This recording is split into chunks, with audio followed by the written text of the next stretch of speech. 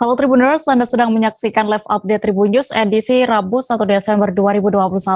Siang ini akan kami sajikan informasi teraktual dan menarik yang akan dilaporkan secara langsung oleh reporter kami di lapangan. Bersama saya Dea Mita, inilah live update selengkapnya. Ribuan buruh dari sejumlah serikat di Provinsi Banten menggelar aksi unjuk rasa di depan kawasan pusat pemerintahan Provinsi Banten atau KP3B hingga Selasa 30 November 2021 malam kemarin. Pantauan tribunbanten.com, ribuan buruh menggelar aksi unjuk rasa di depan pintu masuk KP3B sambil menunggu menetapkan UMK keluar. Mereka berkumpul sambil mengembangkan salawatan. Informasi lengkapnya akan disampaikan oleh rekan Ahmad Tajudin, jurnalis Tribun Banten yang kini sudah bergabung bersama kami. Halo rekan Tajudin. Halo rekan Dea dan Tribuners.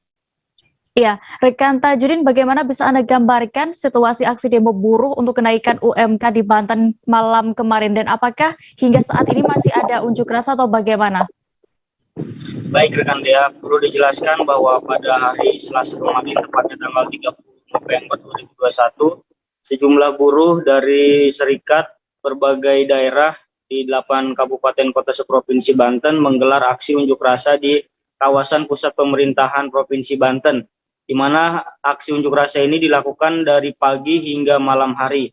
Mereka menuntut kepada Gubernur Banten dalam penetapan UMK di kabupaten kota seprovinsi Banten, di mana untuk hari ini pada tanggal 1 Desember untuk aksi unjuk rasa sudah tidak dilakukan, di mana pada puncaknya aksi unjuk rasa itu dilakukan pada malam hari semalam, di mana para unjuk rasa melakukan pengawalan terhadap penetapan UMK dan UMK seprovinsi Banten yang mana sudah ditetapkan oleh Gubernur Banten pada malam hari semalam.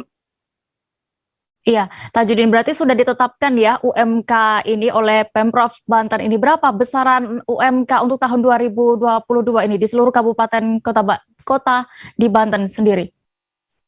Baik rekan Dea, untuk penetapan UMK sendiri sudah ditetapkan oleh Gubernur Banten, di mana Gubernur Banten menetapkan UMK sekabupaten kota seprovinsi Banten mengacu pada PP 36 tahun 2021, di mana di sini dari 8 kabupaten kota ada 3 kabupaten yang tidak mengalami kenaikan UMK-nya. Pertama, yang pertama yaitu Kabupaten Lebak naik 0,81% atau menjadi 2.773.000. Kemudian Kota Tangerang naik 0,56% atau menjadi 4.285.000. Kemudian Kota Tangerang Selatan naik 1,17% atau 4.280.000. Kemudian Kota Cilegon naik 0,7% atau setara dengan 4.340.000. Kemudian Kota Serang naik 0,52% atau setara dengan 3.850.000. Sementara tiga kabupaten lainnya seperti Kabupaten Serang, Kabupaten Pandeglang, Kabupaten Tangerang itu tidak mengalami kenaikan, di mana Kabupaten Serang tetap di 4.200.000, sementara Kabupaten Pandeglang tetap di 2.800.000 dan Kabupaten Tangerang sendiri tetap di 4.230.000 dia. Ya, lalu bagaimana tanggapan dari para buruh ini dengan penetapan UMK di Banten? Apakah kecewa atau bagaimana, Tajudin? Baik rekan Dea, perlu diketahui bahwa aksi unjuk rasa yang dilakukan para buruh ini terjadi hingga malam hari, di mana mereka menolak akan penetapan UMK yang dilakukan oleh Gubernur Banten. Para buruh menolak akan penetapan yang dilakukan oleh Gubernur Banten, di mana Gubernur Banten menetapkan UMK ini hanya mengacu pada PP 36 tahun 2021, di mana menurut kesepakatan dari pihak buruh sendiri, rencananya Pemprov Banten akan menaikkan sekitar 5,4%, namun hal itu tidak dilakukan oleh Gubernur Banten, sehingga para buruh di Provinsi Banten merasa kecewa dan mereka mengancam akan mogok kerja pada hari Kamis hingga hari Jumat besok. Ya. Selain itu, pihak buruh juga mengatakan bahwa setelah penetapan ini masih ada waktu untuk bisa direvisi oleh Gubernur Banten, sehingga para buruh akan terus berupaya melakukan tuntutan-tuntutan itu agar bisa tercapai oleh Gubernur Banten dan bisa direvisi untuk besaran UMK tahun 2022 mendatang dia. Baik, terima kasih rekan jurnalis Tribun Banten untuk laporan Anda. Selamat kembali bertugas, rekan Ahmad Tajudin. Kita beralih ke informasi berikutnya, Tribuners. Sebuah mobil milik tahanan lapas perempuan kelas 2B Jambi bernomor polisi B7050 PPB terlibat kecelakaan adu banteng bersama mobil bus Transi Ginjai berplat nomor BH7400AU.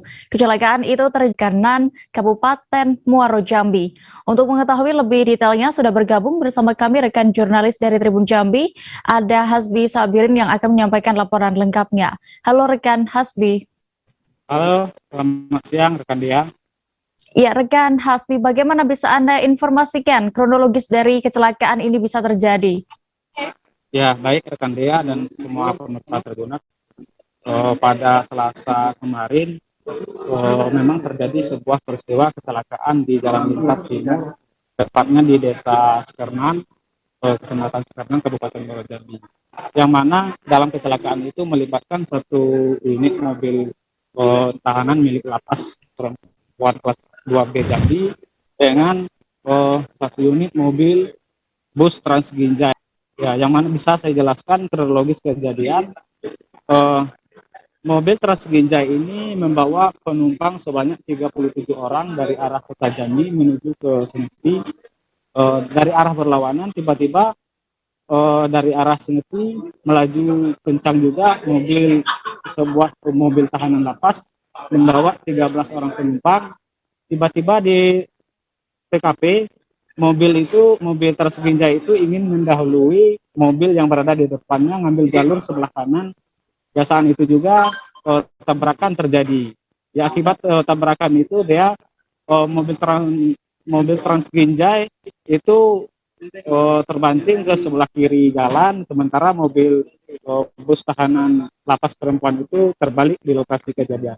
Begitu, ya. Ya, rekan Hasbi, berapa total korban dalam peristiwa kecelakaan ini, masing-masing dari bus Trans Ginjai dan juga mobil bus tahanan? Dan apakah ada korban jiwa dalam peristiwa ini? Ya, baik rekan Dia. Atas peristiwa itu masing-masing kendaraan mengalami korban. Untuk Trans Ginjai itu ada sekitar 37 orang dan satu sopir yang menjadi korban akibat kecelakaan itu. Sementara mobil tahanan lapas itu ada sejumlah 12 orang penumpang dan satu sopir yang mengalami korban. Ya, perlu saya jelaskan juga di sini, di mobil yang dikendarai oleh pegawai lapas itu sendiri berisi ada Kepala Lapas Perempuan Jambi, Triana Agustin. Mobil itu sendiri dikendarai oleh Kepala Keamanan Penjagaan Lapas Perempuan Jambi, Yuli Wirdina. Sementara sopir dari bus Trans Ginjai itu sendiri dikendarai oleh Muhammad Rahim yang membawa 37 orang pegawai negeri yang bekerja di pemerintahan Kabupaten Muaro Jambi. Begitu ya. Iya, Hasbi, lalu bagaimana untuk kondisi para korban saat ini? Ya, perlu saya informasikan juga, dari total keseluruhan korban yang mengalami kecelakaan itu ada sebanyak sekitar 51 orang. Yang mengalami cedera atau luka yang cukup parah itu terdapat di pegawai lapas perempuan kelas 2B Jambi, yang mana sopirnya itu sendiri sebagai kepala keamanan lapas mengalami patah di tulang kakinya.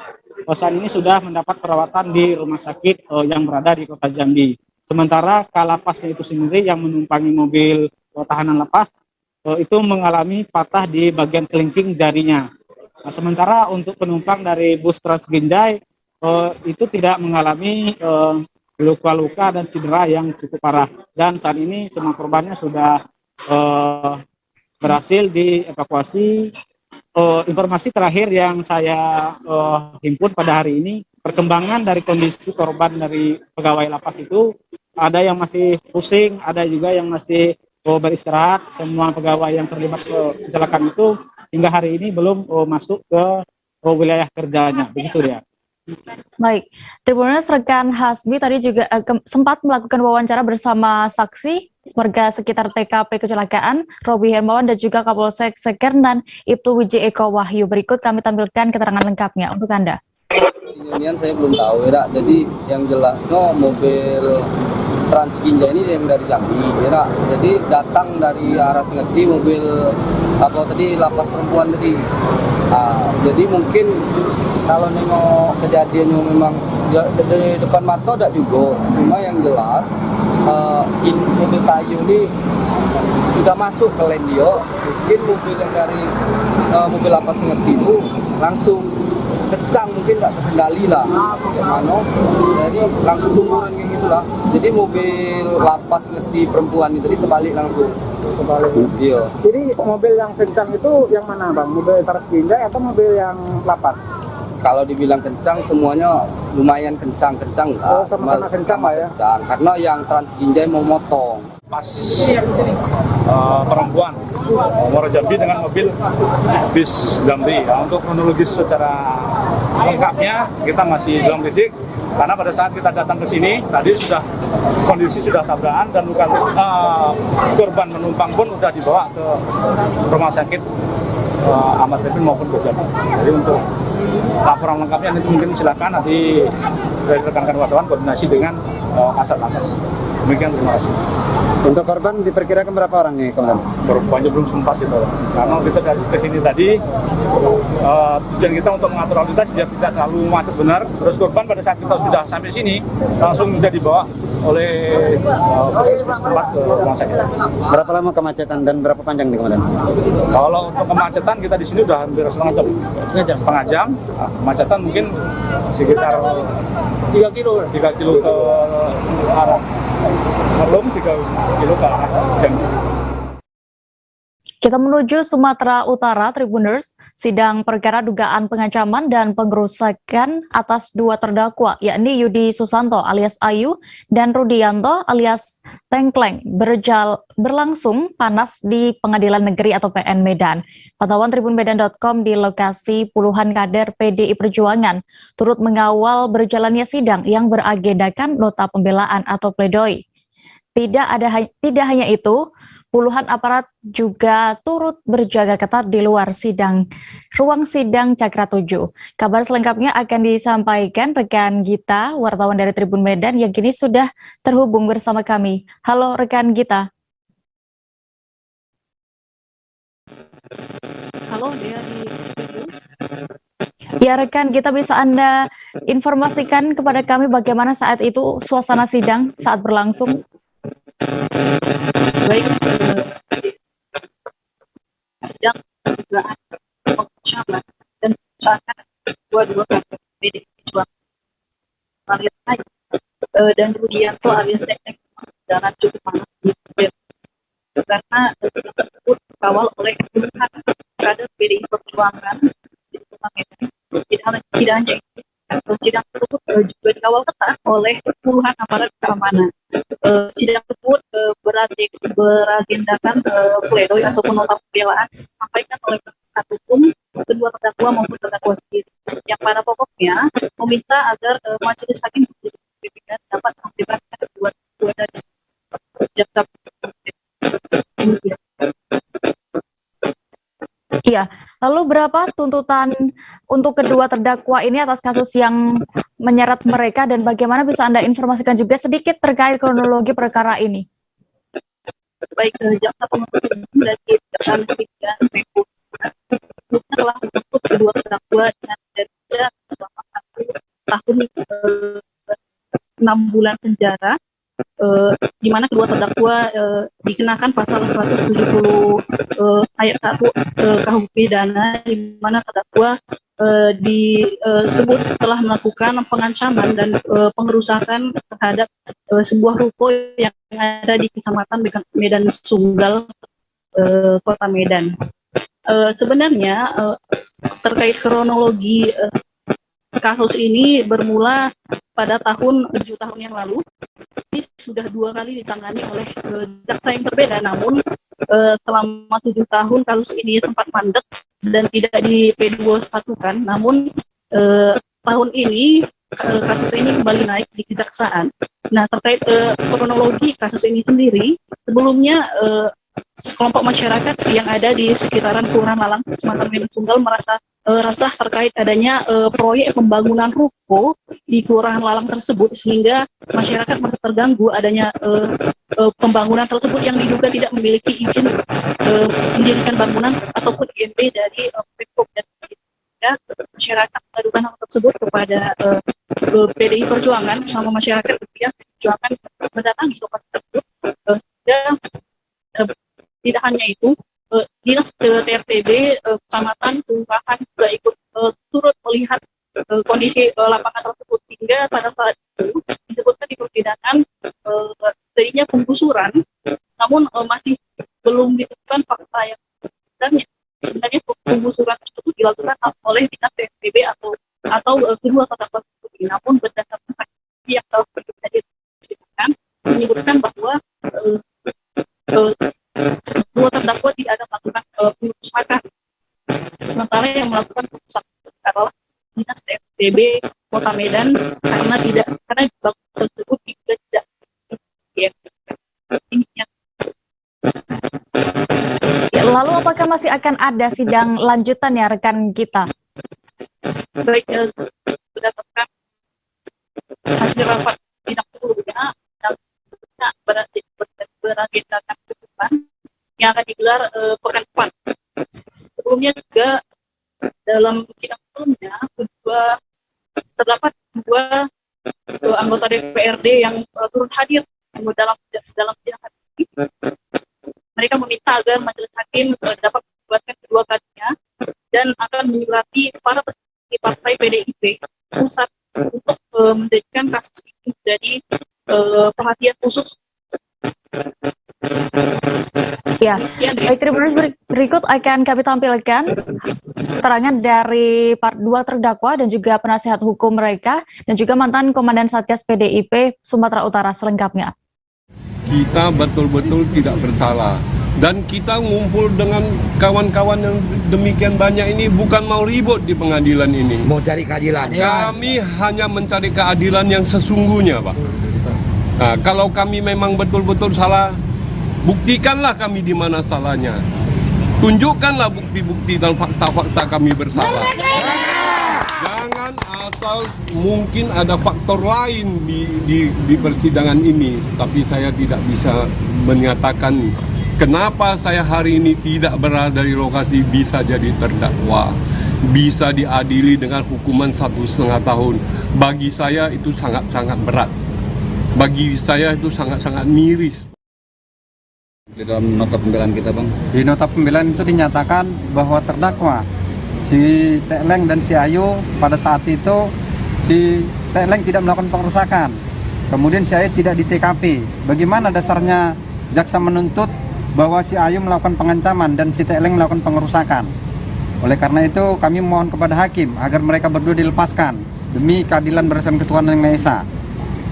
Pihak RTB sendiri juga mengakui bahwasanya yang membongkar itu adalah pihak Dinas Bina Marga Kota Medan dengan alat bekonya, alat beratnya. Dokumentasi foto-fotonya ada sama rekan-rekan juang saya ini apabila rekan-rekan media memerlukannya. Ada sama kami. Jadi kami memohon kepada Yang Mulia, seperti yang dikatakan filosofi hukum, lebih baik membebaskan 1.000 tahanan daripada menahan atau menghukum satu orang yang bersalah. Ini bukan satu orang lagi, Pak, dua. Berarti 2.000 orang tahanan lebih baik dibebaskan daripada menghukum yang 2.000 orang ini. Sekian, terima kasih.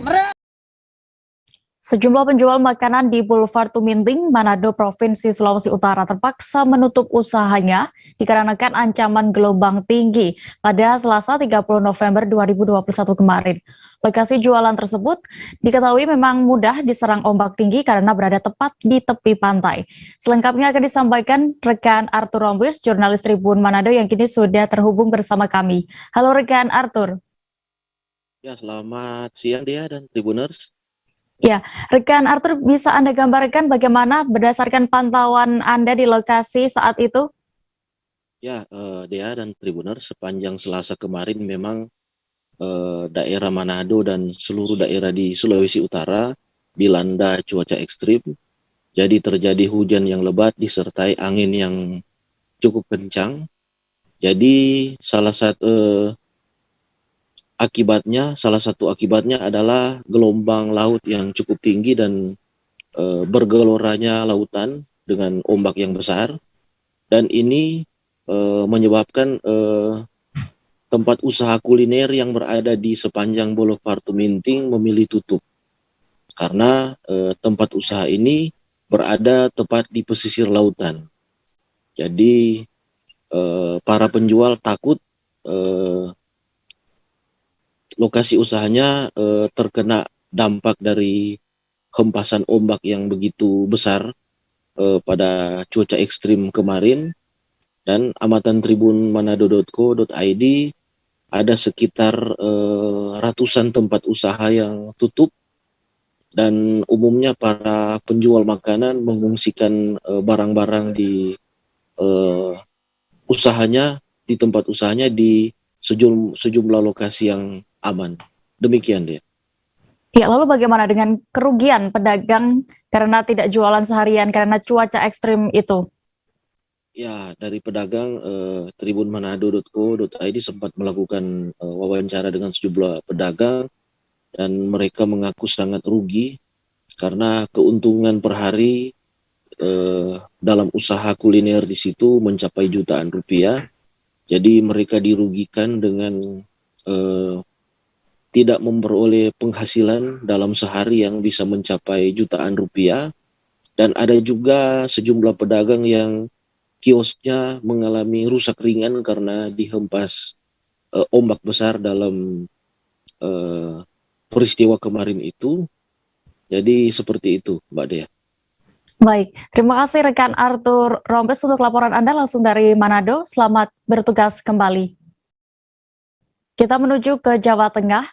Komunitas pecinta hewan memberikan apresiasi kepada Polres Sukoharjo karena berhasil menggagalkan penyelundupan anjing di Kartasura, Sukoharjo. Relawan Dog Meat Free Indonesia sekaligus anggota dari Rumah Difabel Meong, Sheila Rahma Putri menyebut bahwa masih banyak warung olahan daging anjing di Kota Solo. Pihaknya pun meminta pemerintah Kota Solo tegas dalam menangani warung olahan daging anjing tersebut. Detail informasinya akan disampaikan oleh rekan wartawan kami dari Tribun Solo. Ada Agil Tri Setiawan yang kini sudah bergabung bersama kami. Halo rekan Agil.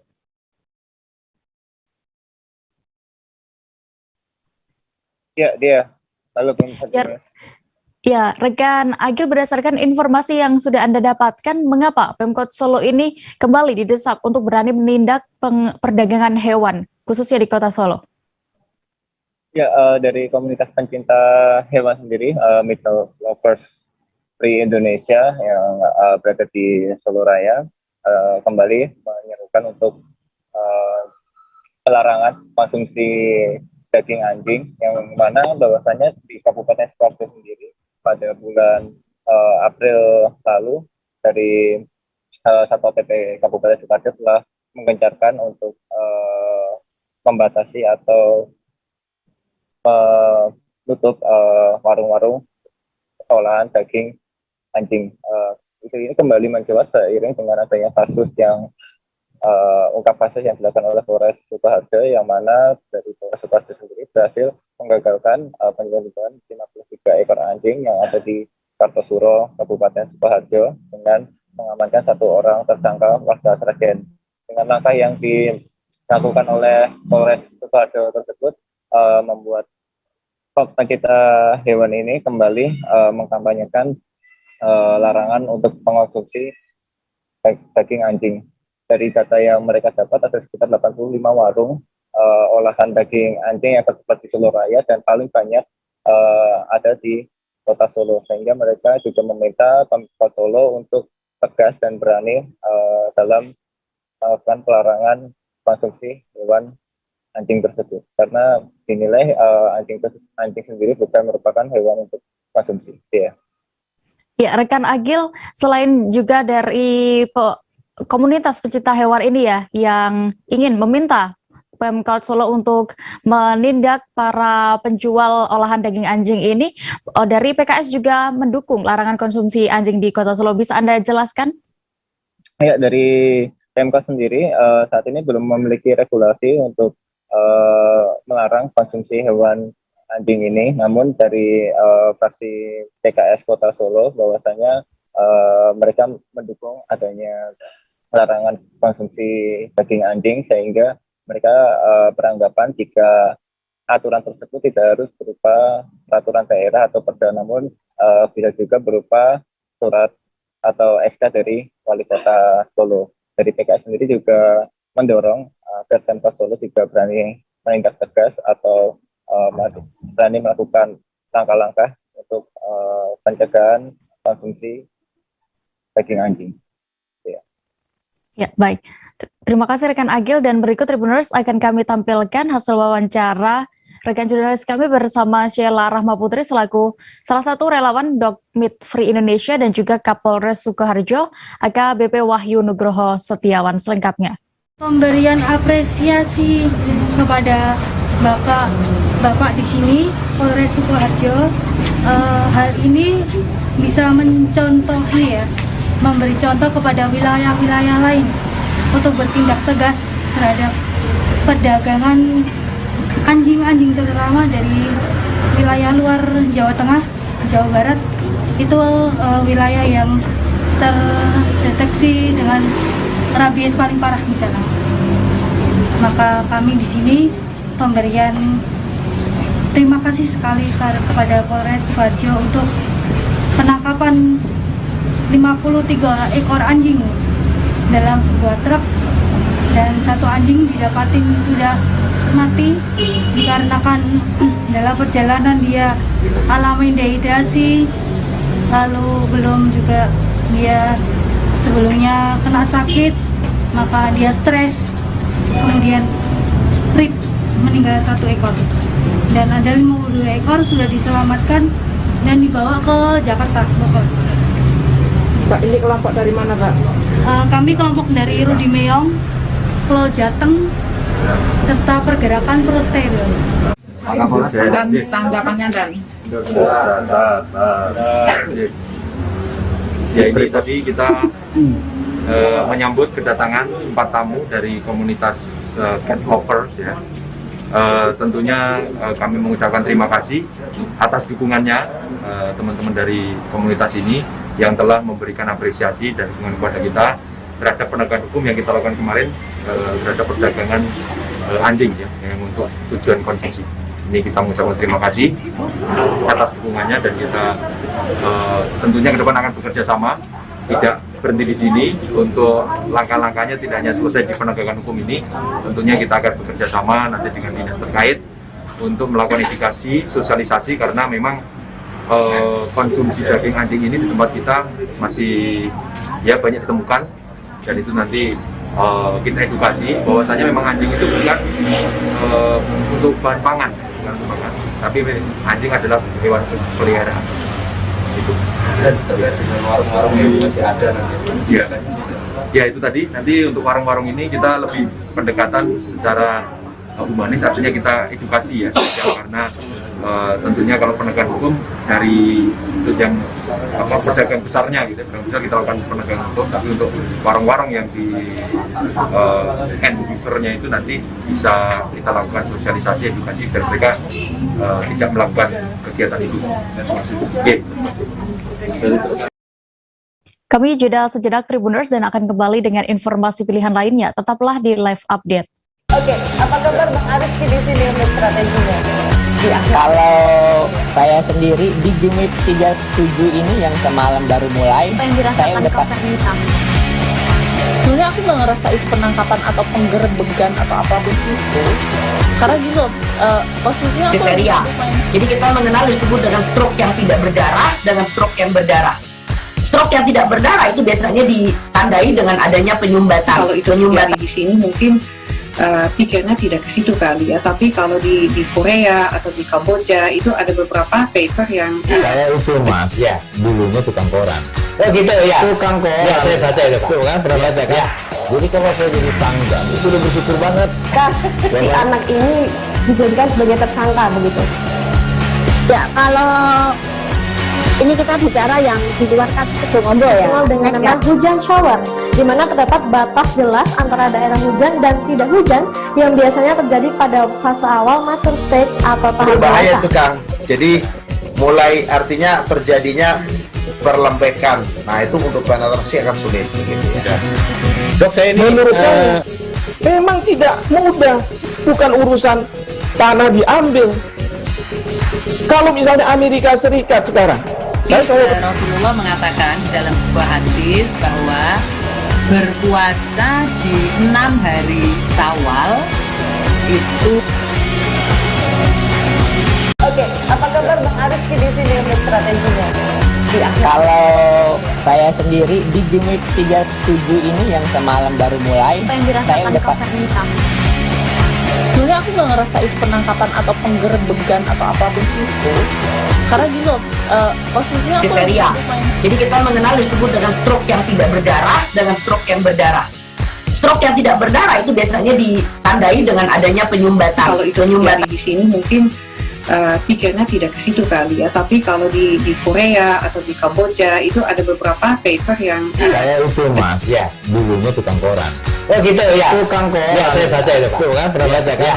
Jadi kalau saya jadi pangdam itu udah bersyukur banget. Kak, si anak ini dijadikan sebagai tersangka begitu. Ya, kalau ini kita bicara yang di luar kasus Sibolombo ya. Dikenal dengan nama hujan shower, di mana terdapat batas jelas antara daerah hujan dan tidak hujan yang biasanya terjadi pada fase awal mature stage atau tahap Berbahaya dewasa. itu Kang. Jadi mulai artinya terjadinya perlembekan. Nah itu untuk penetrasi akan sulit begitu ya. Dok, saya ini menurut saya memang tidak mudah, bukan urusan tanah diambil. Kalau misalnya Amerika Serikat sekarang, Rasulullah mengatakan dalam sebuah hadis bahwa berpuasa di 6 hari Syawal itu. Oke, apa kabar Bang Arif di sini untuk strateginya? Kembali di live update, kita menuju ke kabar berikutnya. Kepolisian daerah Aceh melalui Ditres Narkoba berhasil mengungkap kasus narkotika jenis sabu-sabu seberat 100 kg. Polda Aceh juga berhasil menciduk 3 tersangka jaringan internasional. Para pelaku merupakan jaringan internasional Indonesia-Malaysia yang diungkap dalam bulan November 2021 kemarin. Informasi lengkapnya akan disampaikan oleh wartawan kami dari Serambi News. Ada rekan Subur Dani yang kini sudah bergabung bersama kami. Halo rekan Dani. Ya, halo Dea, selamat siang. Iya, bisa Anda informasikan siapa identitas dari ketiga tersangka yang ditangkap ini?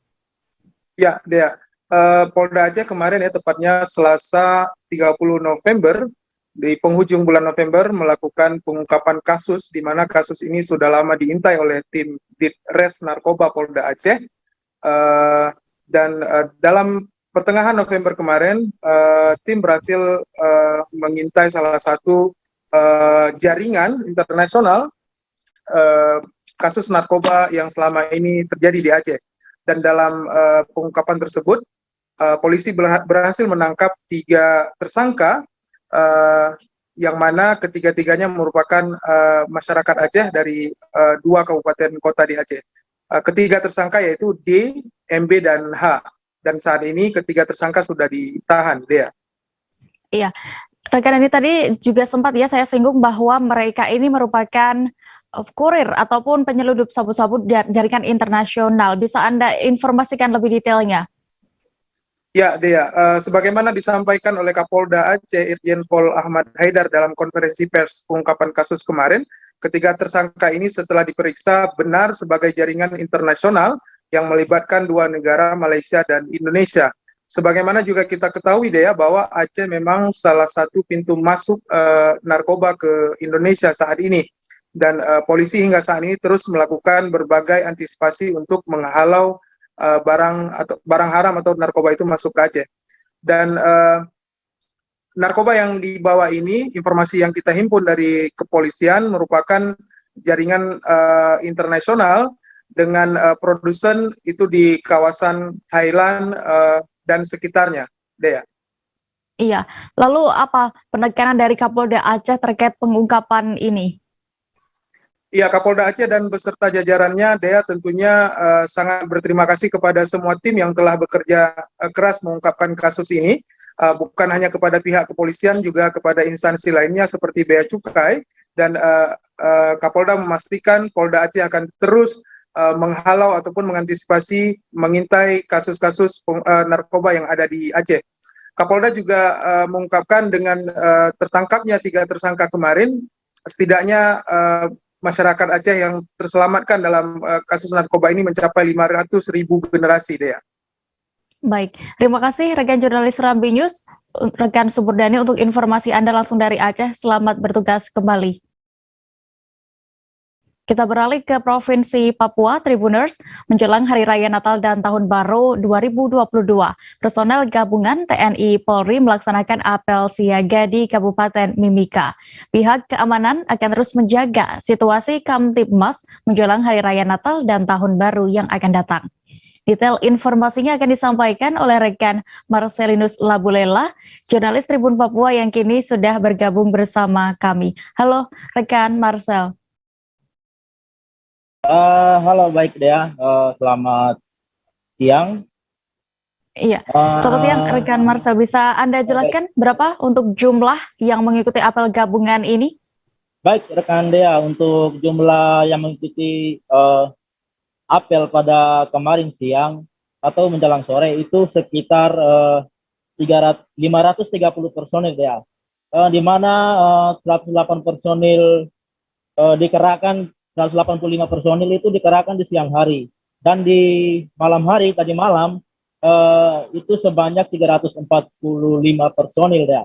Jadi untuk total seluruh personil yang ada di Timika baik TNI Polri untuk mengamankan situasi jelang Natal dan Tahun Baru itu sebanyak 530 personil rekan dia. Begitu. Iya. Lalu antisipasi apa dalam informasi yang sudah Anda dapatkan ini? Antisipasi yang nantinya dilakukan pihak keamanan menjelang Natal dan Tahun Baru 2022. Baik ya, untuk antisipasi memang pihak pemerintah atau pihak TNI Polri lebih fokus kepada penanganan di mana menjaga Kamtibmas seperti di wilayah atau daerah-daerah di Timika atau khususnya di Kabupaten Mimika yang dianggap rawan. Di mana seperti di distrik Tembagapura, yaitu yang merupakan objek vital PT Freeport Indonesia, itu sudah dijaga oleh satuan-satuan tugas dari Satgas dari berbagai unsur TNI dan Polri. Begitupun di tempat lain di Kota Timika seperti daerah-daerah yang dianggap rawan itu juga terus dilakukan antisipasi menjelang Natal dan Tahun Baru. Begitu rekan ya. Oke, terakhir rekan Marcel, apakah nanti pihak keamanan tetap rutin melakukan patroli ini? Baik rekan dia, untuk melakukan patroli selama Natal dan Tahun Baru, dan perlu saya sampaikan bahwa untuk menjelang hari ini 1 Desember juga pihak kepolisian dan TNI Polri yang ada di lokasi, yang ada di Timika tetap melakukan patroli rutin guna mengidentifikasi secara dini daerah-daerah yang dianggap rawan ya. Namun untuk ke depan tetap dilakukan hingga ada keputusan resmi dari pihak Polda Papua atau Polri yang ada di pusat, mengingat selama Natal dan Tahun Baru yang akan berlangsung sudah masuk dalam bulan di mana masa Advent ya, jadi di mana pihak personil gabungan TNI Polri tetap selalu siaga dalam menjaga situasi Kamtibmas yang ada di Kabupaten Mimika. Begitu rekan Dea. Baik, terima kasih rekan Marcelinus untuk laporan Anda langsung dari Papua. Selamat kembali bertugas. Baik rekan Dea. Kita beralih ke informasi berikutnya. Warga melakukan aksi blokade jalur koridor pertambangan nikel PT Noninis Fajar Mineral atau KFM di Desa Tuntung, Kecamatan Bunta, Kabupaten Banggai, Sulawesi Tengah. Aksi ini berlangsung ricuh dengan polisi saat warga tengah menyampaikan tuntutan kepada pihak perusahaan. Untuk mengetahui lebih detailnya sudah bergabung bersama kami, wartawan dari Tribun Palu, ada rekan Asnawi Zikri yang akan menyampaikan laporan. Halo rekan Asnawi. Ya, Dea. Rekan Asnawi, bisa Anda informasikan berdasarkan informasi yang sudah Anda himpun juga, apa sebenarnya yang memicu terjadinya kericuhan antara warga dengan polisi ini? Ya, memang kemarin memang masyarakat Desa Tuntung, Kecamatan Bunta, Kabupaten Bangli, Sulawesi Tengah melakukan aksi blokade. Aksi blokade itu kemudian dibongkar paksa oleh pihak kepolisian karena dianggap menghalang-halangi aktivitas pertambangan, dan akibat pembongkaran paksa dari pihak kepolisian itulah sehingga memicu terjadinya kericuhan antara masyarakat dengan pihak kepolisian. Demikian, Firda. Iya. Lalu apa tuntutan warga kepada pihak perusahaan ini saat aksi itu? Ya, masyarakat Desa Tuntung sendiri melakukan aksi blokade jalan itu karena menganggap bahwa aktivitas pertambangan nikel PT Kuninis Fajari Mineral atau KFM memiliki dampak lingkungan terhadap masyarakat, ya, seperti perkebunan warga yang kemudian terdampak langsung karena debu, kemudian air bersih warga yang tercemar akibat aktivitas pertambangan yang mengalir ke sumber air warga, yaitu sungai. Dan yang terakhir kemudian sampai sejauh ini pihak perusahaan belum melakukan sosialisasi AMDAL, sehingga itu yang menjadi tuntutan warga, ya, agar perusahaan segera mensosialisasikan AMDAL, karena selama beroperasi sudah hampir 1 tahun ini masyarakat tidak mengetahui apa dampak lingkungan yang terjadi kepada masyarakat karena tidak ada sosialisasi dari pihak perusahaan. Demikian, Dea. Iya, rekan Asnawi, lalu bagaimana bisa Anda gambarkan situasi aksi warga di jalur koridor perusahaan nikel tersebut? Iya, Dea, pasca ricuh kemarin memang sempat warga dibongkar paksa tenda untuk memblokade jalur koridor pertambangan nikel PT Kuninis Fajari Mineral, ya. Namun hingga saat ini meskipun dibongkar paksa dan terjadi kericuhan, namun warga masih bertahan, ya, masih bertahan di area koridor tersebut. Karena warga menilai dan menuntut agar segera direalisasikan segala tuntutan-tuntutan tersebut. Bila tuntutan itu belum direalisasikan sama pihak perusahaan, maka mereka tidak akan mengangkat kaki dari jalur koridor dan masih akan tetap memblokade jalur.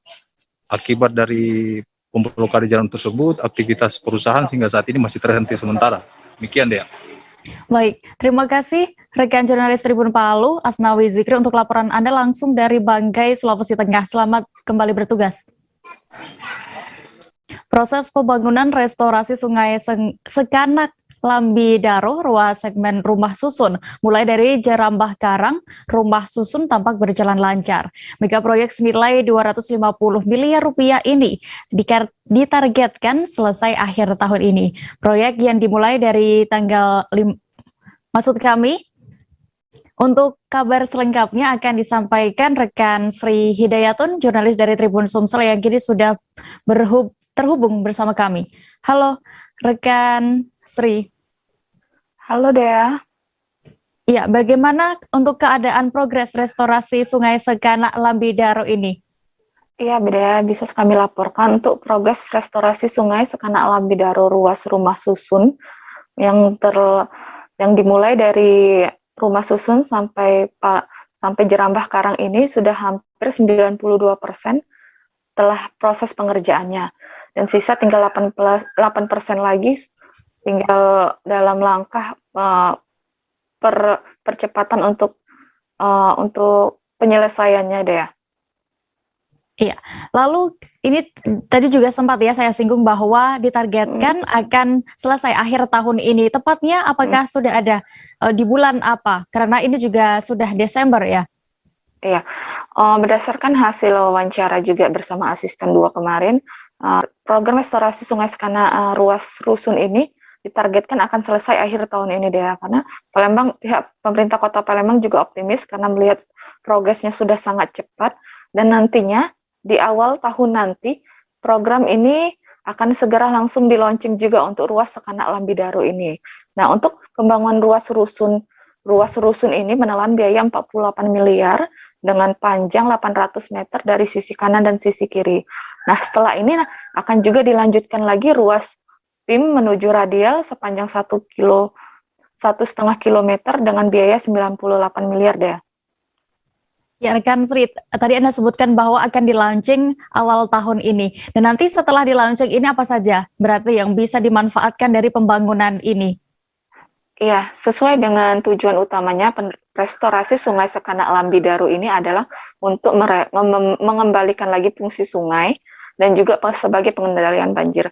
Namun juga Salah satunya juga untuk melakukan ekowisata yang dilakukan oleh pemerintah Kota Palembang.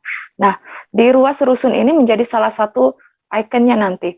Nantinya di sana akan dibuat semacam taman di ruas sisi kanan dan sisi kiri, dan akan dibuat gazebo, rumah komunitas peduli sungai, dan juga UMKM juga bisa akan ada di situ deh. Sehingga nanti pedestrian Sudirman yang selama ini dikenal di Kota Palembang tempat para nongkrongnya di Kota Palembang yang hanya ada setiap Sabtu dan Minggu malamnya, ini nanti dialihkan di ruas Sekana Lambidaro, ruas rusun ini deh ya, sehingga dapat membantu perekonomian masyarakat sekitar yang ada di ruas tersebut.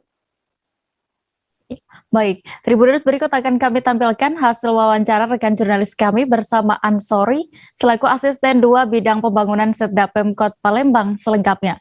Oh, udah 92. Wah, 92% sudah. Nah, itu. Udah kelihatan kan? Nah, berarti tinggal 8% lagi. Sedikit lagi. Targetnya berapa? Sampai kapan, Pak? Target ya akhir tahun ini selesai. Di Desember. Berapa, Pak?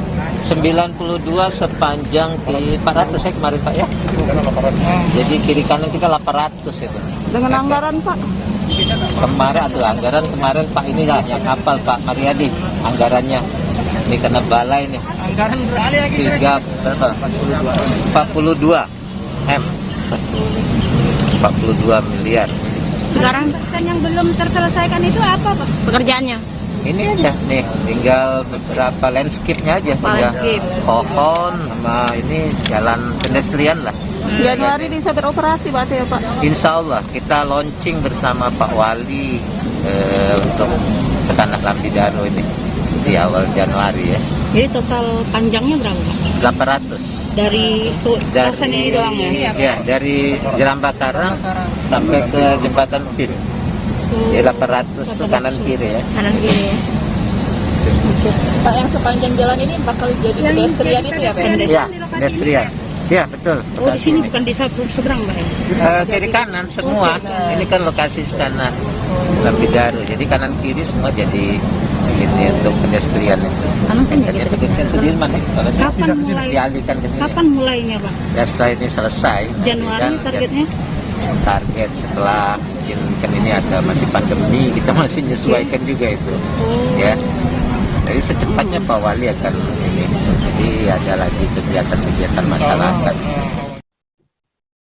Ratusan mahasiswa Universitas Pembangunan Nasional atau UPN Veteran Jakarta menggelar aksi unjuk rasa di depan kampusnya di kawasan Pondok Labu, Jakarta Selatan pada 30 November 2021 kemarin. Mereka menuntut pihak Rektorat UPN Veteran Jakarta mengusut kematian seorang mahasiswa D3 Fisioterapi Angkatan 2020 berinisial F alias L. F diketahui meninggal dunia ketika mengikuti kegiatan pendidikan dasar Resimen Mahasiswa atau Diksar Menwa pada 25 September 2021 lalu. Selengkapnya akan disampaikan wartawan Tribun Jakarta, ada Anas Furqon Hakim yang kini sudah bergabung bersama kami. Halo rekan Anas.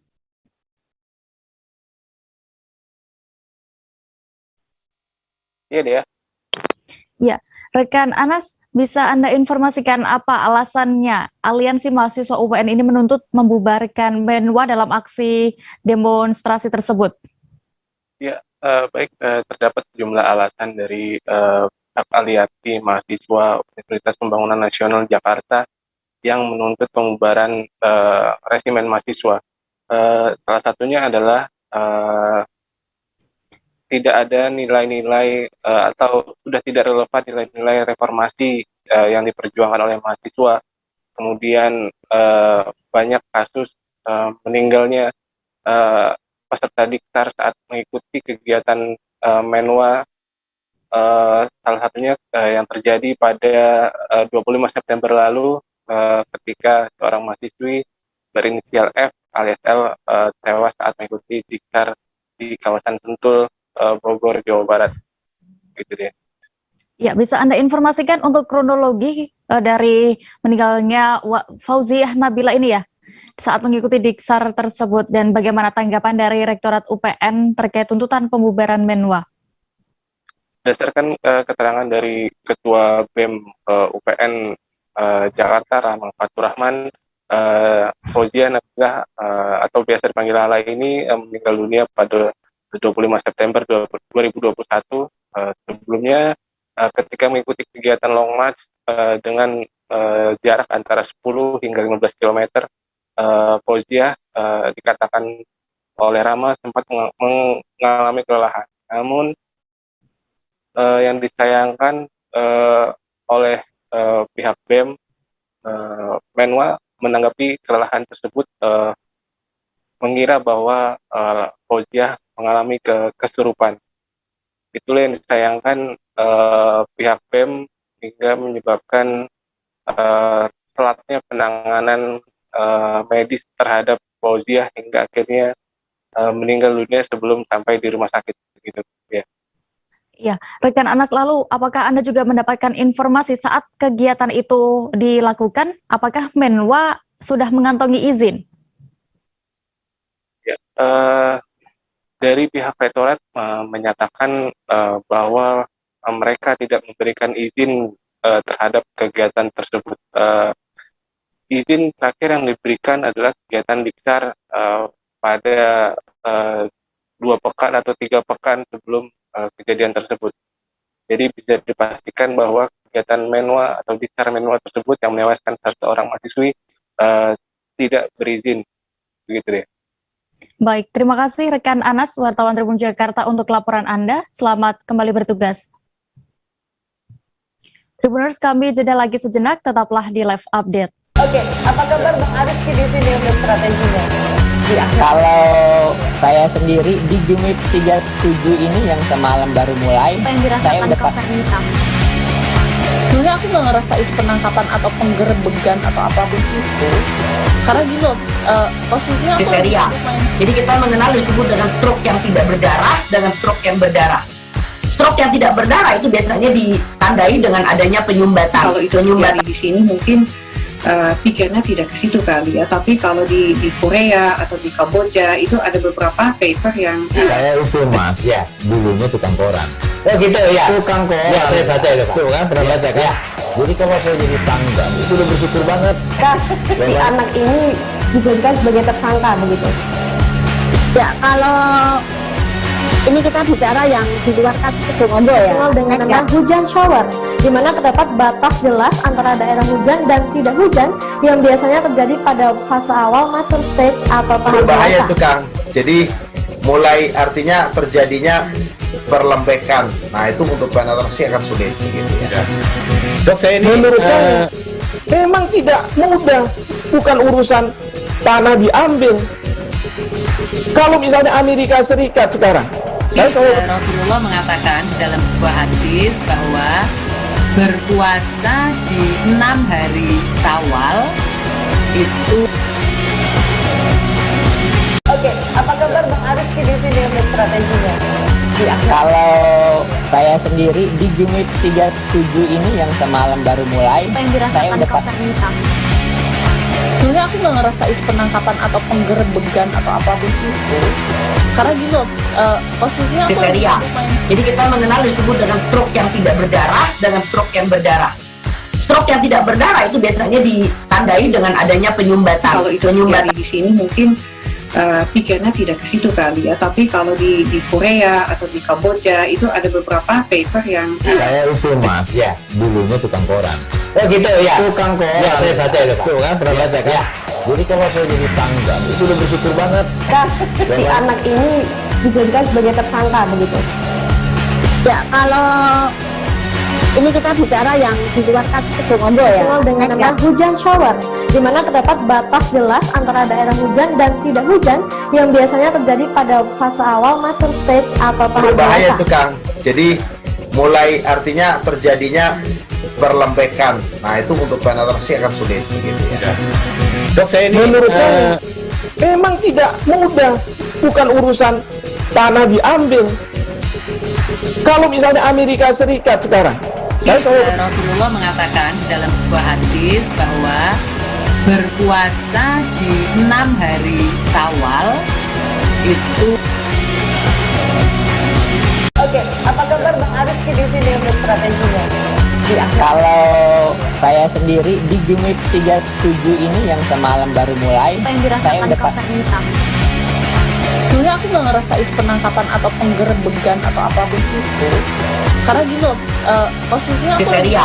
Jadi kita mengenal disebut dengan stroke yang tidak berdarah dengan stroke yang berdarah. Stroke yang tidak berdarah itu biasanya ditandai dengan adanya penyumbatan. Kalau itu terjadi di sini mungkin pikirnya tidak ke situ kali ya, tapi kalau di Korea atau di Kamboja itu ada beberapa paper yang Saya itu mas, ya dulunya tukang koran. Oh gitu ya, Tukang koran. ya saya baca ya Pak. Tuh kan pernah baca kan? Ya. Jadi kalau saya jadi pangdam itu udah bersyukur banget. Si anak ini dijadikan sebagai tersangka begitu.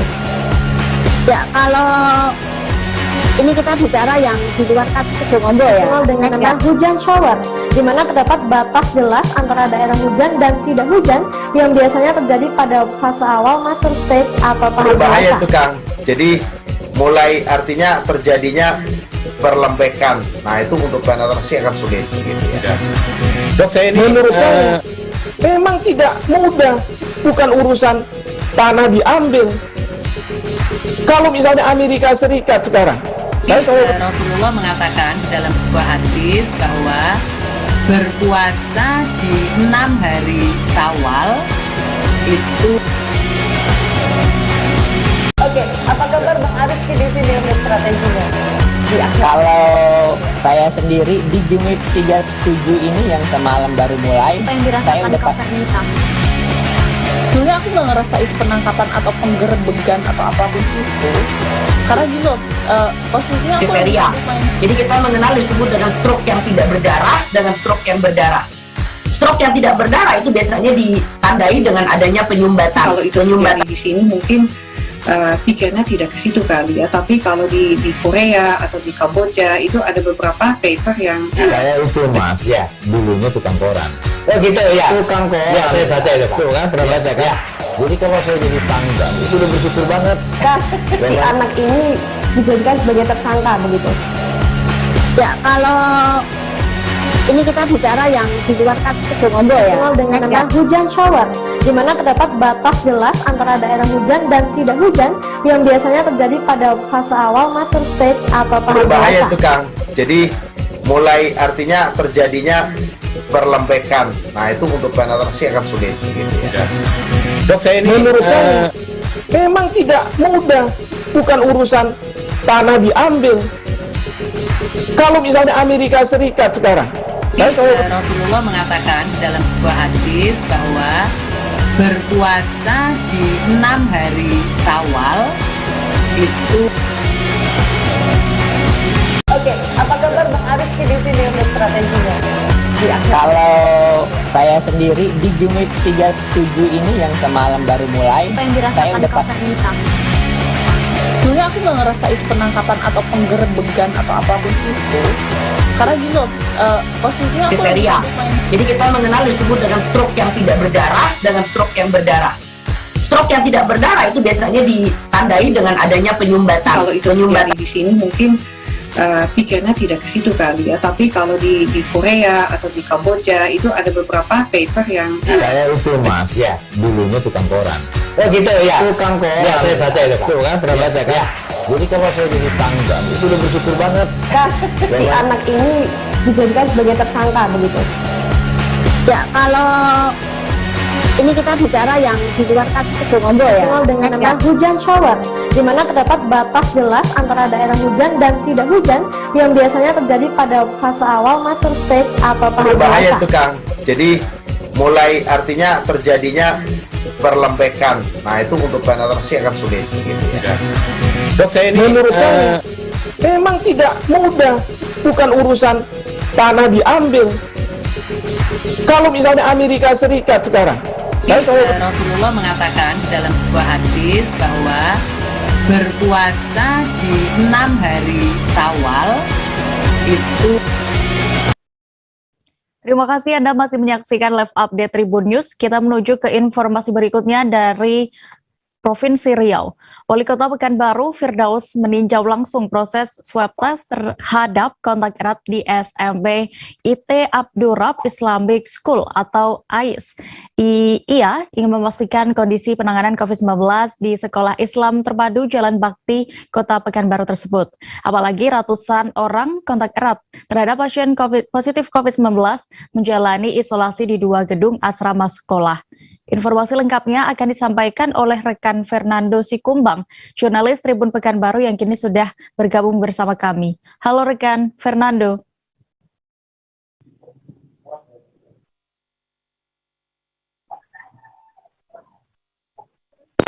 Halo rekan Fernando. Ya, siang ya. Rekan Fernando, bisa Anda ceritakan bagaimana untuk kondisi di klaster sekolah dan penanganan yang sudah dilakukan saat ini? Oke, Dea, seperti saat ini di lokasi dari pantauan yang saya lakukan dari tadi pagi bahwa sampai saat ini ratusan peserta didik yang sekolah di Abdurrab Islamic School ini masih berada di kedua asrama tersebut ya. Mereka masih menjalani isolasi di gedung asrama itu sejak hari Jumat kemarin Dea. Dan mereka sampai saat ini memang belum ada kepastian dari pihak Dinas Kesehatan maupun dari pihak kepolisian terkait rencana pemindahan para peserta didik dan juga sejumlah kontak erat dari pasien COVID-19 di klaster Abdurrab Islamic School ini. Sampai siang ini masih belum ada kepastian untuk dipindahkan ke rumah sakit Sakit Madani, rekan Dea. Iya. Dan informasi ya.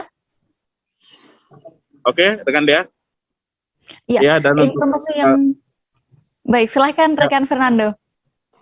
Oke, dan untuk sampai saat ini memang para peserta didik masih berada di lokasi ini dan kondisi mereka masih dalam kondisi sehat. Begitu Dea. Baik, informasi yang saya dapatkan bahwa jumlah yang positif COVID-19 ini mencapai ratusan orang, rekan Fernando. Bagaimana untuk hasil tracking dan juga tracing yang dilakukan? Apakah sudah ada? Oke, Dea, jumlah orang kontak erat yang sampai saat ini terdata oleh pihak Dinas Kesehatan dari klaster Abdurrab Islamic School jumlahnya mencapai 440 orang kontak erat yang sudah menjalani tes swab, dan dari data tersebut sebanyak 127 orang kontak erat dinyatakan terkonfirmasi positif COVID-19 dan mereka sampai saat ini masih menjalani isolasi secara mandiri di kedua gedung sekolah yang memiliki asrama tersebut, Dea. Dan mereka sampai saat ini masih berada di lokasi isolasi untuk sementara, dan rencananya memang hari ini bakal menjalani swab ulang untuk kontak erat yang kondisinya pada awal kemarin saat dilakukan swab ulang mereka hasilnya negatif.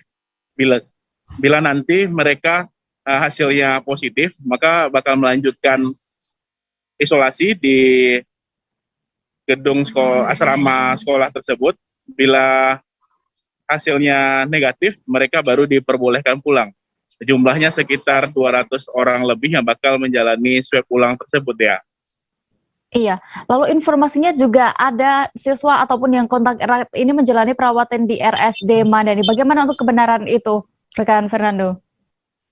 Untuk saat ini memang untuk rencana pemindahan masih belum dilakukan ya, karena pantauan dari kami di lapangan sampai saat ini masih belum ada kelihatan ambulans maupun tim dari Dinas Kesehatan maupun tim Satgas yang melakukan persiapan terkait rencana pemindahan para peserta didik dan juga sejumlah guru yang dinyatakan positif COVID-19 dan saat ini masih menjalani isolasi di kedua gedung asrama tersebut ya. Sampai saat ini masih menanti jadwal, karena sampai saat ini pihak Dinas Kesehatan masih belum memberikan keterangan secara resmi terkait rencana pemindahan tersebut. Hal itu memang disampaikan oleh Wali Kota Pekanbaru terkait rencana karena dipastikan nantinya para peserta didik dan juga guru dan juga staf sekolah tersebut yang dinyatakan positif nantinya bisa mendapat pelayanan kesehatan lebih baik selama berada di RSD Madani dibandingkan berada di isolasi yang berlangsung di asrama sekolah selama beberapa hari ini, Dea. Baik, Tribuners, rekan Fernanda juga sudah melakukan wawancara bersama Wali Kota Pekanbaru, Firdaus, terkait hal ini. Berikut kami tampilkan keterangan lengkapnya untuk Anda. Nah, kita sudah sepakat tadi, itu juga kita harapkan juga dukungan dari orang tua dan juga pihak sekolah. Jadi dengan mewakili pihak sekolah, legal, Pak Majelis beserta guru dan juga pembina, anak-anak yang masih positif ini akan kita rawat di Rumah Sakit Madani, ya kan? Jadi untuk sementara datanya masih ada sekitar 50-an ya, dari 113 yang ada. Nah, mudah-mudahan ini bisa cepat untuk memutus mata rantai. Jadi kita juga mengevaluasi anak-anak yang sudah pulang ke rumah. Ini juga kita, baik yang di dalam wilayah Pekanbaru, ini juga untuk telusuri kontak erat, tracing. Ini Satgas Pekanbaru itu melakukan tracing kepada kontak erat. Termasuk juga yang di luar kota Pekanbaru. Karena ada juga yang dari Kabupaten Siak, dari Kota Dumai. Nah ini kita juga Satgas Pekanbaru dengan Satgas Kabupaten Kota juga informasi, termasuk Pak Kapolresta, tentunya perintah Kapolda lah untuk seluruh Riau. Nah, Kapolresta Pekanbaru, Kapolresta Dumai dan Siak yang diperkira tadi anak pulang ke sana, itu kita harapkan juga untuk tracing, ya kan, untuk memastikan kontak erat dan keluarga yang menerima sesuatu itu, mudah-mudahan semua dalam keadaan sehat. Sejumlah pedagang pasar di Kota Kendari, Sulawesi Tenggara mengeluhkan harga minyak goreng kemasan merangkak naik. Tak hanya itu saja, bahkan beberapa pedagang juga mendengar kabar bahwa harga minyak goreng akan naik lagi pada tanggal 1 Desember 2021 hari ini. Dampak kenaikan tersebut pun turut dirasakan pedagang di Pasar Ando Nohu dan Pasar Korem Kota Kendari, Sulawesi Tenggara. Detail informasinya akan disampaikan oleh rekan Ridwan Kadir, wartawan Tribun News Ultra yang kini sudah bergabung bersama kami. Halo rekan Ridwan.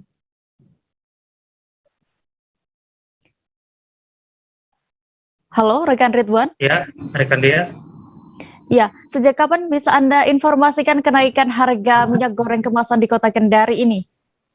Ya, berdasarkan keterangan dari penjual yang ada di Pasar Ndono dan juga Pasar Korem, Kota Kendari, Sulawesi Tenggara, kenaikan harga minyak goreng kemasan itu naik sejak 2 minggu hingga 1 bulan yang lalu.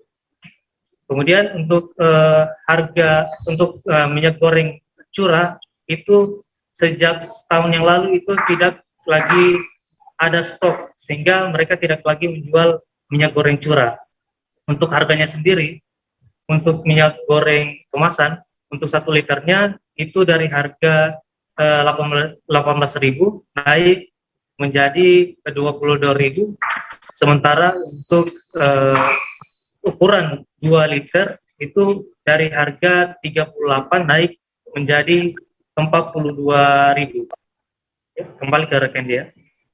Ya, lalu apakah sudah diketahui apa sebenarnya penyebab kenaikan minyak goreng kemasan ini?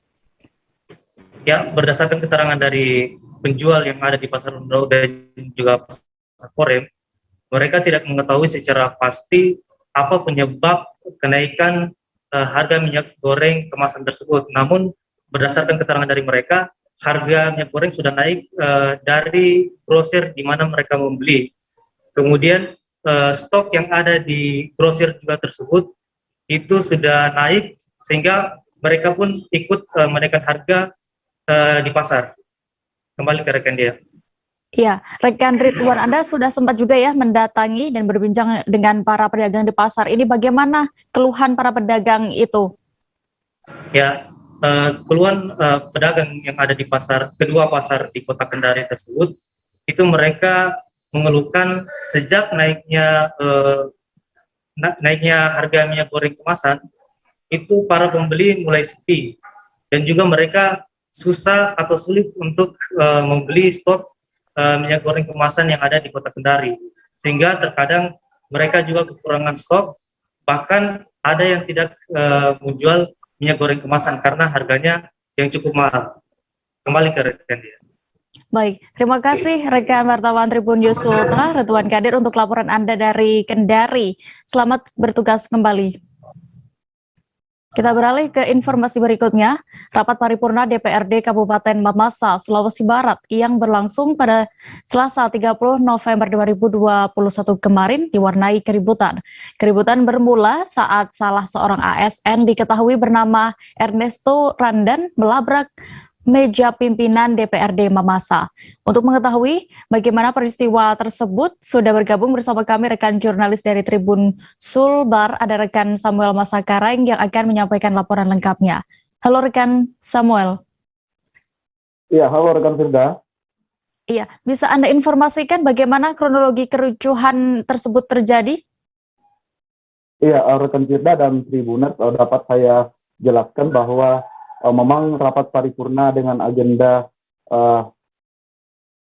pengesahan APBD Kabupaten Mamasa tahun anggaran 2022 kemarin yang berlangsung di ruang paripurna DPRD Kabupaten Mamasa itu diwarnai kericuhan di mana saat salah seorang anggota DPRD Kabupaten Mamasa dari fraksi P3 ini menyampaikan aspirasi masyarakat di hadapan pimpinan Ketua DPRD. Namun di tengah penyampaian aspirasi itu, oknum anggota DPRD yang saat itu masih sedang berbicara dipotong oleh oknum ASN yang diketahui bernama Ernesto Randan. Sehingga saat oknum yang saya maksud tadi, oknum anggota DPRD yakni Reskianto Tolaadi itu terhenti dalam suasana yang dipicu oleh keributan. Nah, keributan ini tidak terbendung setelah memang oknum ASN yang menjabat sekretaris Dinas Pengendalian Penduduk dan KB ini melabrak meja pimpinan DPRD. Nah, Dea dan Tribuner dapat saya jelaskan pula bahwa kericuhan ini tidak terhenti sampai di situ. Kericuhan kembali dipicu setelah salah seorang dari fraksi yang sama yakni dari gabungan P3 dan Gerindra ini kembali menyampaikan aspirasi Pak Bupati Mamasa Bapak Haji Ramalan Badawi, sehingga kericuhan kembali tak terhindarkan setelah salah seorang anggota DPRD Kabupaten Mamasa dari fraksi Nasdem ini melabrak meja, mengharap paripurna ini dihentikan sejenak karena memang terkesan fraksi P3 ini menyerang pribadi Bupati Mamasa. Begitu rekan Dea. Ya. Lalu bisa Anda jelaskan apa yang sebenarnya hal apa yang memicu atau menyebabkan kericuhan ini pecah? Iya, memang kericuhan ini tak terhindarkan setelah oknum ASN ini menganggap bahwa pada rapat paripurna ini tidak semestinya lagi ada paripurna di atas paripurna, di mana sebelumnya memang telah diagendakan pendapat akhir fraksi. Namun berjalannya rapat ini, oknum dari fraksi P3 ini kembali mengadakan perbincangan yang cukup menyinggung pribadi Bupati, begitu Dea. Lalu terkait hal ini rekan Samuel, bagaimana tanggapan dari Ketua DPRD Mamasa sendiri? Iya, dari hasil konfirmasi kami ke Ketua DPRD Kabupaten Mamasa itu memang mereka tidak begitu merespon persoalan ini. Mereka hanya meminta pihak yang berwajib menangani kasus ini, apalagi ini kan dipicu oleh salah seorang ASN, sehingga pihak DPRD sendiri berharap bahwa kalaupun memang ada pelanggaran kode etik di dalamnya, maka pihak DPRD berharap persoalan ini diselesaikan oleh pihak berwenang, oleh pemerintah daerah Kabupaten Mamasa itu sendiri. Rekan Dea. Baik, terima kasih rekan Samuel untuk laporan Anda. Selamat bertugas kembali. Pemerintah Kota Singkawang memasang red box atau ruang henti khusus di sejumlah titik traffic light ruas jalan di Kota Singkawang. Red box ini dipasang sebagai tempat berhenti diprioritaskan untuk kendaraan roda 2, sedangkan roda 4 dan di atasnya tidak diperbolehkan untuk berhenti di RHK ini. Kabar selengkapnya akan disampaikan wartawan dari Tribun Pontianak. Ada rekan Rizky Kurnia yang kini sudah siap dengan laporan lengkapnya. Halo rekan Rizky.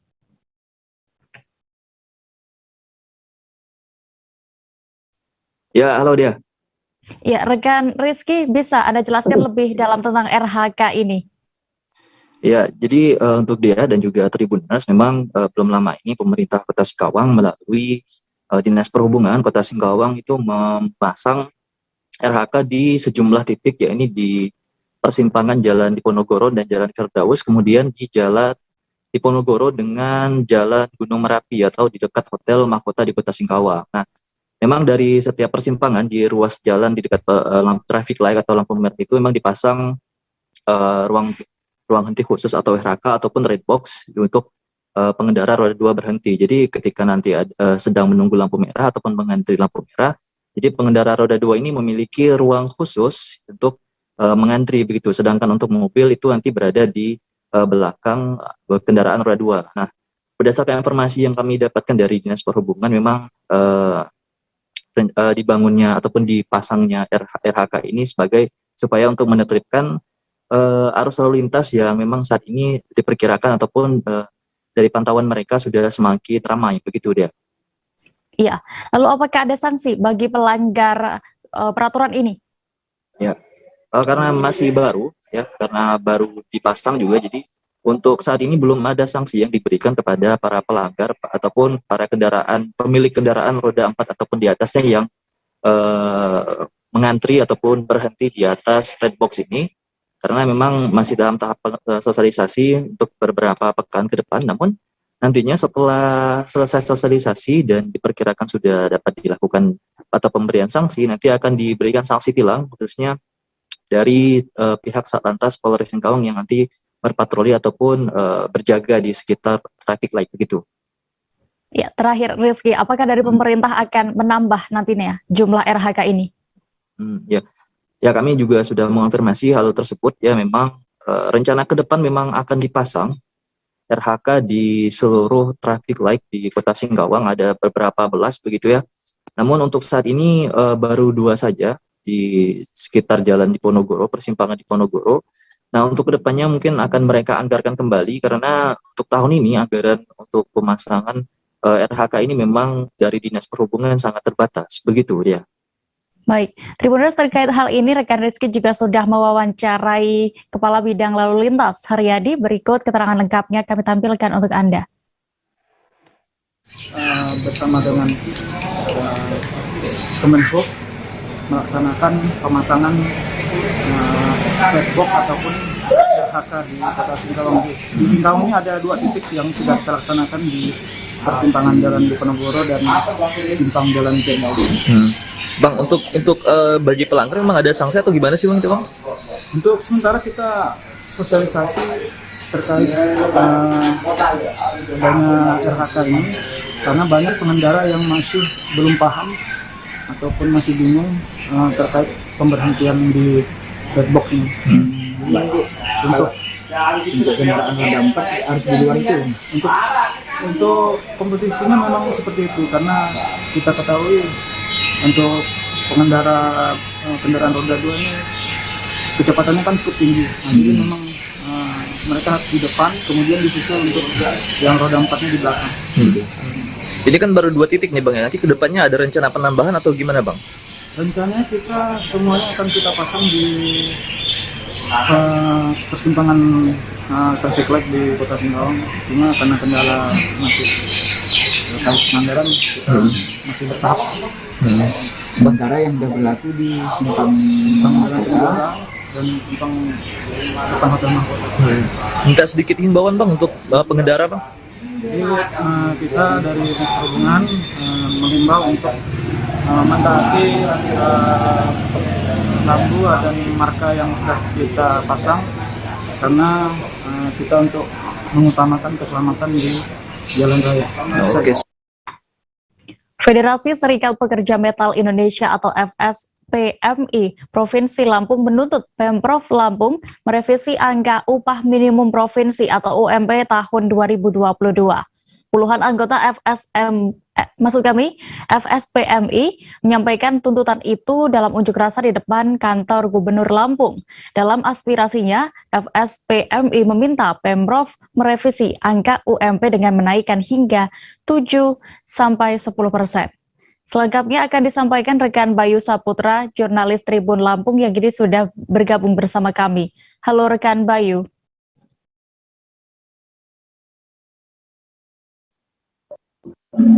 Halo, rekan Dea.